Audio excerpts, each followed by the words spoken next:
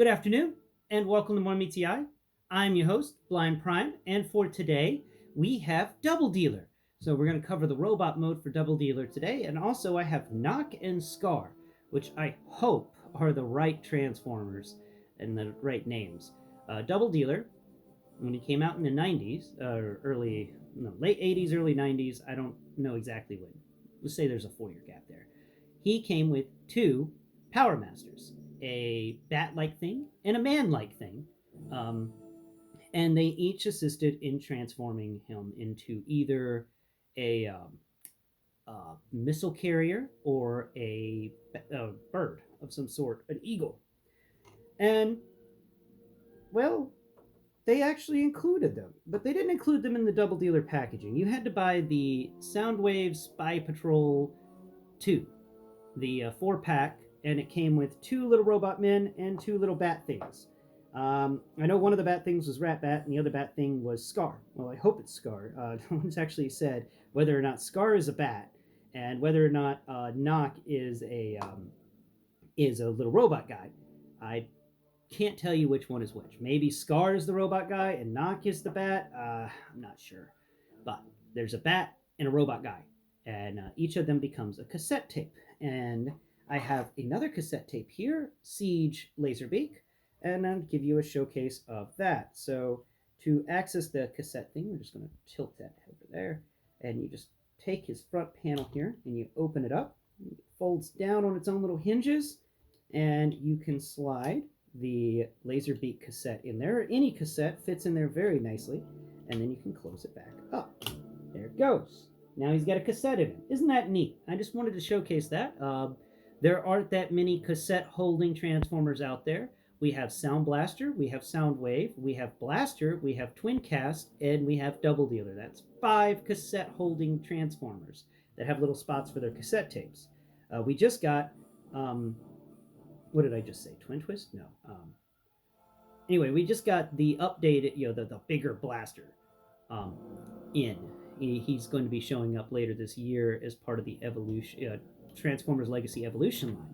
So if you wanted that, I know I'm going to try and get him because I already have Sound Blaster, and I already have Soundwave, and I already have Blaster. And I'm like, why not get the last guy? Just have a nice little conglomeration of all 4 of them together. And then Double Dealer here can lead them, I guess. I don't know. But that's just something about Double Dealer. So we're going to slide Double Dealer over here. Do you have anything to say, Sugar? You wanna be a part of the video? Are you going to stand over there and stare at your brother? Who's a good sugar cat? You want loves? Yeah? Well, come over here. Come over here, get some loves. Show it for the camera. Huh? Oh, she's shy. She's shy, people. She's shy. So let's talk about the bat first, I guess. The bat thing is, I think, Scar, and it doesn't have much articulation. The wings can move up and down, and can open and shut because they have 2 joints in them, and his little legs can kick, and his head can look up, and his head can look down, and that's all of his articulation. Though what I do approve of with this character is if you've watched any nature documentaries on bats, or if you've ever seen a video of a bat walking upon the ground, what they do is they use their 2 wing tips, and they have little hands on the ends of them, and they use those as extra feet, and then they just kind of wobble around on the ground from arm to arm and moving their tiny little feet around. I think it's kind of adorable, and I really, really appreciate that they included that aspect of a bat in the Bat Transformer. Whether or not that was included on purpose, I still approve, and I think it's an excellent little addition to have the little hands move forwards, and then he leans on them. I think it's cool. And then we have Knock, which is a man-shaped robot. And this guy has some moving hips. His legs kick off to the side. They move 180 back and forth. His knees can fold at a 90. He has no sort of articulation in his hands or his feet. No elbows, sadly, but his shoulders do rotate at 360 degrees. Hey, what are you doing? I swear to God, if any of you knock my lights off, I'm going to be very upset with both of you. I've got both cats apparently in here now. And back to this, the head can swivel. It's a very tight swivel, but it can still swivel. It doesn't have a ball joint. But yeah, it's a little dude, and he stands up most of the way up the well, not about, I'd say halfway up the lower leg of Double Dealer here. His head actually goes right above where the double wheels are on Double Dealer's leg. So that's where his head sits. We're going to set him off over here to the side where I usually put all the accessories when we're done talking about them. Let's go ahead and move Scar over there as well. I hope that's Scar. And I hope I'm getting those names right. Let me know in the comments. Am I getting those names right? And did I get everything correct with that? If you know, let me know. Now, he comes with some really fun accessories. Hi, Cream. What's up? What are you doing, Cream? Huh? Yeah? Did you kick your sister off the table? Okay. So, we've got some accessories to talk about with this guy. So let's go ahead and remove his giant cannon on his shoulder. Okay, there it goes. And I'll go ahead and remove the other cannon on his other shoulder. Now, one of these cannons is just the hollow tube that the first cannon fits in, but imagination and whatnot. I was like, it can just be the giant opening of a railgun. Why not? These things can combine together in a few different ways. The connection point for the front of the missile isn't as thick as I would like, so it doesn't fit into siege pegs very sturdily. Look at that. It just falls out. It falls out of this one too. Not as much though, so you can put it on the side one. Though there are no siege pegs to put it, peg holes to put it in the front area, sadly. Though you can stash it underneath the gun, and then it will just kind of hang out under there and be like a double-ended thing. Or you can just combine them together and create the missile, which is really cool. I really appreciate that missile. Though you can put it together upside down and you create this weird-looking thing, which is just a long-nosed what's-it, and then we can put it together like that, which is something I wish that the Energon weapons from Legacy and, well, Evolution, I wish they did better. I wish they combined together better, like this giant missile splits apart to create two separate guns. I think that's cool, and I really wish they had done more with it. I really do. The cannon bit on the bigger, the back end of this missile thing, which is very long. Let's see, we'll put it on the ground flat, and it goes all the way up to just under the cassette holder on his chest. That's a very long gun. And the front of it's big and wide, as a 5mm port, so you can either plug in something like into the missile, or you can plug in a blast effect. Really, really nice. But let's go ahead and put these together so I don't lose either part of them. All right, here we go. Spin it and stash it. There it goes. Set that off to the side. Okay, next accessory is this weird control tower. It's just this odd feeling control tower. It's got lots of little slips in it, little windows and stuff like that. It feels like a conglomeration of satellite antennas in this big grouping, and I guess it's supposed to spin when it's in its correct spot, which would make sense. And it's got a little 5mm peg on the end of it that you can put in his hand if you want him to hold it like a odd melee weapon. Very interesting. We set that off to the side. It's not very big, and it's just an interesting little piece. Now, he also comes with a regular gun, just a regular submachine gun style pistol thing. It's got some really nice textures to it, and it feels really sci-fi. It's awesome. We set that off to the side, and then we got these missile tubes. So he comes with 2 of these missile packs, and there are 6 tubes in all on these. Sadly, they do not hold any sort of blast effects or anything. They're just something pretty that you can put on the figure, and I do wish they would include more stuff like this in other Transformers other than this guy. And one missile has 4 and 3, so that's 7 missiles tubes on it, and then the other one also has 4 and 3 to make 7 missile tubes. So that's a lot of missiles. That's 14 missile tubes and 1 giant cruise missile thingamajig. Is that all of his accessories? Yeah, I think that's all of his accessories. So now let's talk about this guy's articulation. He's got some wonderful articulation. The arms can spin 360. The shoulders can raise up. But interestingly enough, the actual shoulder part that spins doesn't raise up. The arm raises up inside of the shoulder housing like it's the shoulder is just a pauldron. And then the arm raises up inside of that pauldron. He does have double jointed elbows, which is really cool. Not many things can do that. And it's sad that this guy isn't known for doing sword play because he can reach back here and pull out a sword if he wants.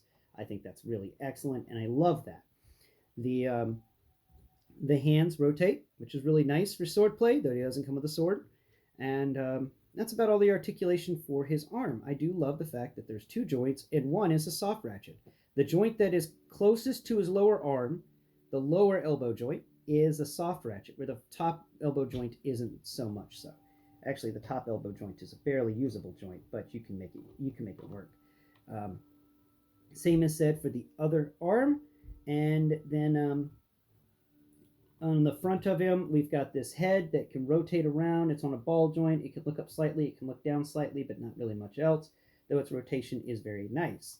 Coming down here to his waist, he's got 360-degree waist. He can kick forwards decently, about 90. He can kick backwards about a 90, and he can kick that to the side about a 90. And all three of those directions that the leg can move are all soft ratchets. So you're not going to have your Siege Ultra Magnus problem of, whoops, it did a split on my shelf in the night and knocked a bunch of figures over.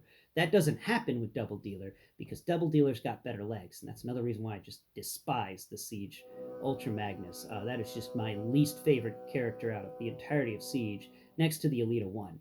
That Ultra Magnus, that is just a piece of work. Um, let's see any more. Yeah, he's got single jointed knees that bend almost a full 90. They stop because of some armor plating on his lower legs, and his feet do have that ankle tilt, which means you can get a nice little ankle tilt. Look at that. He can do some nice splits with that ankle tilt. I love how good his ankle tilt is. I do enjoy how posable this figure is, and honestly, it was one of the better figures to come out of Earthrise. Earthrise had some really good standouts, and Double Dealer is one of them. Now, sculpt-wise and siege port-wise, this guy's got 13 siege ports. He's got 1, 2 on the bottoms of his feet. Pardon me. 3 and 4 on the sides of his legs. Then he's got 5 on his back. And then he's got 6 and 7 on either side of his head. And then he's got 8 and 9 on either shoulder. And then 10 and 11 on the arms.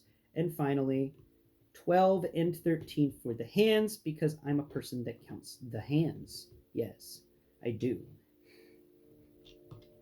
Perspective End has his way of doing it, and I have my way of doing it. Which, if you haven't checked out his channel, go check it out. He's a really fun YouTuber. I enjoy watching him, and he's one of the reasons why I created my own YouTube channel. Continuing, that's 13 siege ports. Now let's talk about sculpt work. His hands are sculpted very nicely, though there's this weird little rectangular slit cut out of the back of his hand, and I have no idea what that's for. But he's got it one on each of these hands, and it's unique. It's very interesting, and I have no idea why it's there. Anybody in the comments, let me know if you know why he's got these cuts in each of his, on the backs of each of his hands. It would be very nice for me to understand what's going on with that. That's just something odd that I haven't really experienced in many other Transformers. You've seen that type of cut there before, but that's from whenever these hands actually open and shut, but his do not. The forearms have got some really nice metal sculpture in here, some rivets and some other robot feeling things, as well as some things that for his missile launcher mode. All nice things going on there. I like that the elbow joint is this big joint that you can feel with your finger. It's got this big, huge circular thing as part of it, and it's very nicely molded. Coming up here to his shoulders are really, it feels like armor pauldrons, and since his arm opens, moves around inside of them, it even makes makes it feel more like armored pauldrons. A really cool thing you can do with his shoulders, something that I appreciate about this figure, and I wish they would include it in more figures, is, they include it in Skyfire, and they also included it in Punch Counterpunch, but you can take these little flappy things, which apparently have a symbol on them. I don't know which one is on the flap, and then you can fold each of these flaps in, and you can change his faction. He can just change his faction by folding up the flaps. I think that's cool. I really like that. And when they fold up, they fit into this gap in the top of his shoulder very nicely, and it feels as though there's not supposed to be a panel there at all. Very, very well done. Like the engineer that created this went above and beyond. Good job. Good job, engineer. I appreciate you. I don't know your name, but I appreciate you. Uh, Now we come over here to the head. The head's got an excellent sculpt in here. We got a nose, got a mouth. It's not a face shield mouth. And he's got some eyes in there that are a bit too deep set for me to feel with my hand because of the way the helmet works around it. But this is an excellent helmet that's put around his head. It's just big, it's bulky. This guy feels like a warrior. Like, this is a nice warrior for sure. His chest has got some really nice details on it. He's got more vent action going on here. Love me some vent action. Love me some vent action. And of course, this is the spot that holds cassettes. And down here, we've got his lower midriff area. Feels like it's a mixture of wires and pistons and stuff. Got the transformation pistons that fold up on the front to give him more of an ab crunch look and feel. I love it. I like how this guy's front just feels heavily armored. Like this guy can take some fusion cannon hits directly to his chest and not have a problem. That's how it feels. He doesn't feel like he's going to fall apart with the first Megatron fusion cannon hit. And then we come down here to the thighs. The thighs I absolutely love because this is one of those instances where they went ahead and molded the thighs. So we've got just great sculpt work going on all over these thighs. There's all these lines and intricate details that you can feel. It's wonderful whenever they think to include that. I get so annoyed by blank thighs, and if you've been watching my channel for a while, you know how I feel about that. Now we come down here to the legs, which is honestly one of my favorite parts about this guy, is the fact that the wheels for his transformation end up on the front of his legs. I always love that whenever a transformation causes vehicle parts to end up in totally weird and random locations, like on the fronts of the legs. It's nice. Okay, usually the wheel will be on the sides of the legs, and then we have a couple of wheels up here on the top of his body somewhere or something. That's the normal. But they didn't do it that way, and I really like that. It mixed up the transformation, it mixed up the game, and it was definitely a nice little breather of fresh air, and wonderful, wonderful. And coming down here to his toes, he's got some wonderful toes, wonderful foot sculpt, and all in all, this guy's nice. Now let's turn him around and take a look at his back area. His back is clean. It is so clean. I like it. And it's he doesn't have that big of a backpack. His backs of his legs aren't weighted down by too much kibble. He is a clean guy. This is a clean robot, and the kibble for vehicle mode and his bird modes are all intricately woven within the robot structure itself. And that makes this guy an excellent, excellent figure. This figure was donated to my channel by CCS's, an individual who shares a lot of my content and was one of my first subscribers and one of my first big shares on Reddit. He's donated a few Transformers to this channel, and he's been a big support since day one. It's a good friend of mine, and I really, really appreciate him for having given me this so I can bring it to you. Now, why am I bringing it to you so late? Because I got this when it came out. It's just I keep forgetting. I haven't gotten around to it. Now that I'm doing I only have the budget to get about 2 Transformers a month. I am coming across older Transformers that I never covered, and I'm just going to go ahead and cover them now. It's a nice part about having a surplus is when you run out of money to get new things, you have plenty of old things you just haven't yet talked about, and that's this guy for sure. This guy is he is a 9 out of 10. Actually, for the robot mode alone, I'm going to give him a 10 out of 10. This is an excellent robot mode. It's got great articulation. The only negative to it is it can't do the knee pose. It can't take a knee. So we pick that leg up all the way, and then we can bring this leg back. And because of the way everything works and the fact that he can't really bend his toes, he can take a knee, but he moves, spins too far sideways. It's just his thigh is not long enough, and his lower legs are too long. Very rare do we get a Transformer who's got the right length thigh and right length leg to really get that single knee down pose. Like the hot rod did a good job on that. But I've talked your ear off long enough about this guy. He's an excellent Transformer. I do recommend him highly, especially if you can come across the Spy Patrol 4-pack and get Knock and Scar to add to him. And tune in tomorrow where I'll teach you how to transform him from his robot mode into his missile carrier mode, as well as the bird mode, which I'm not really looking forward to the bird mode. I don't like the bird mode, but I'll show you how to do it. And then on Thursday, we'll cover the vehicle mode, and I guess on Friday, we'll cover bird mode so we can make sure we can cover them equally. They shouldn't be too long a video. The most I had to talk about this guy was in his robot mode because there was a lot to talk about for the robot mode.